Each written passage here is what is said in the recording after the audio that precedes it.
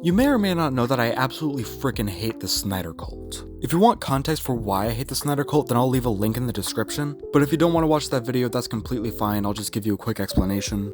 The Snydercult is essentially a fan base revolving around Zack Snyder's DC movies.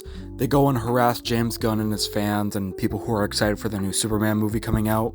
Now, before I go any further, let me say that not all Snyder fans are like this. I'm just pointing out the ones who go out and harass James Gunn and his fans and just trash on the new Superman movie. But the Snydercult is just like, you know, an entitled, arrogant fan base.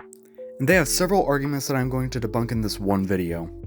But one more thing before I start, if you want to leave a comment explaining why you disagree, I'm going to be giving you a code word at the end of the videos. That means you watch the full video.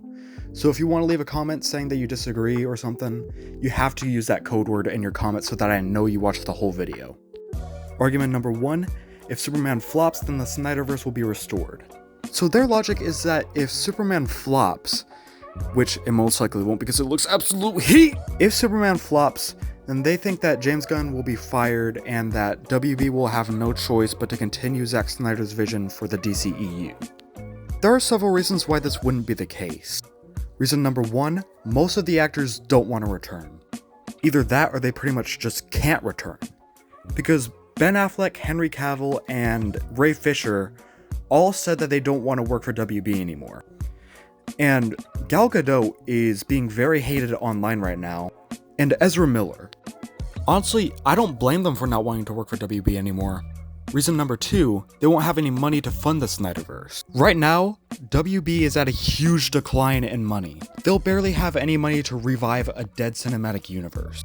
Reason number 3, it wouldn't be genuine. Even if WB did revive the Snyderverse, it would just be because they're desperate for money. It wouldn't be because they genuinely want Zack Snyder to finish his vision, it would be because they're broke as a joke and they need the moolah. And reason number 4 is WB, the same company that rejected a Batman Beyond movie animated like Across the Spider-Verse, and instead decided to greenlit a Harley Quinn fart comic. I don't know about you, but I don't think WB is capable of making good decisions. Argument number 2, we use hashtags to get the Snyder Cut released, we can do the same to get the Snyderverse restored. The only reason why the Snyder Cut even exists is because HBO needed something big for their new streaming service. Plus, all those hashtags aren't going to do anything. The Snydercult has a mentality of whining until they get what they want, and it's absolutely annoying. Argument number 3, why is Superman screaming when he's being healed by the sun? Imagine having a surgery while you're awake. It's supposed to heal you, it's supposed to save your life, right? But it's not exactly going to be painless. In fact, it's going to be painful. Imagine Superman in that moment. All of his broken bones forcibly being healed together at the same time at a quick rate. Doesn't that just sound painless to you? Argument number 4. People complained about Henry Cavill's Superman not smiling enough or being bright in the Snyder movies, but in the Superman trailer, David Cornsweet's Superman isn't smiling at all. First of all, it's a 2-minute teaser. The film was like, what, 2 hours? The teaser was like 2 minutes of the film. Who says he's not gonna smile or be bright and hopeful? Also, there are tons of behind-the-scenes photos of David Cornsweet's Superman smiling on set. Argument number 5, Superman needs to make $917 million to be successful, because that's what Man of Steel made. First of all, Man of Steel did not make $917 million. It made $670 million. Second, even if it did make that much in the box office, Superman doesn't need to make that amount of money or exceed it. It just needs to make 2 or 3 times as its production and budget, and it'll be just fine. Man of Steel cost $225 million, and it made $670 million, which is 3 times its production and budget. Superman costs $363 million to make, so if Superman does succeed at the box office, it'll easily surpass Man of Steel. Argument number 6, James Gunn and Zack Snyder are not friends. That is simply just untrue. If they're not friends, then how do you explain this?